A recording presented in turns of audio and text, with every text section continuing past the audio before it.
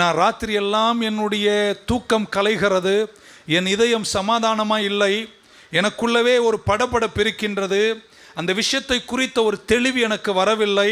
நீங்கள் புரிஞ்சுக்கலாம், கர்த்தர் கிறிஸ்து இயேசுவுக்குள் உங்கள் இருதயத்தை சமாதானத்தால் காக்கவில்லை என்றால் நீங்கள் இன்னும் ஒரு நாள் காத்திருந்து, அப்பா நீங்கள் என்ன சொல்கிறீங்க திரும்ப கேட்க வேண்டியது ரொம்ப அவசியம். இல்லை என்றால் ஒருவேளை நீங்கள் கால் வைக்கிற காரியம் உங்களுக்கு தோல்வியாய் முடியலாம், அது சேராய் இருக்கலாம், நமக்கு தெரியாது. ஆமென்.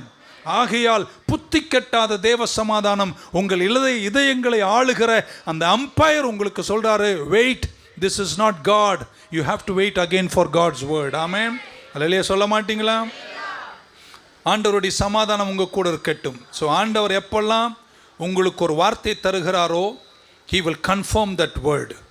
அந்த வார்த்தையை கிதியோன மாதிரி திரும்ப திரும்ப நீங்கள் போய் பலி எடுத்துட்டு வர்ற வரைக்கும் சிருஷ்டிகர் உனக்காய் காத்திருப்பார். ஆனால் ஒரு முறை சொல்லிட்டு உன்னை அம்போ விடுகிறவரல்ல, நீ காத்திருந்தா, நீ கேட்டினா அந்த வார்த்தையை உனக்கு மீண்டும் மீண்டும் மீண்டும் மீண்டும் உறுதிப்படுத்துவார். வேற யாரெல்லாம் அன்னைக்கு கோஷி பாசு வாயிலாத வர வைப்பார், அல்லது எங்கேயோ ஒரு விதத்தில் உன் கூட பேசுவார். உனக்கு கேட்குற ஞானந்த அவரே உன் கூட பேசுவார். But God always confirms his word. அவர் தன் வார்த்தையை உறுதிப்படுத்துவார். ஆமென். ஆனால் அந்த வார்த்தை எப்பொழுதுமே இந்த வசனத்தோடு ஒத்து போகணும். ஹல்லேலூயா. Praise the Lord.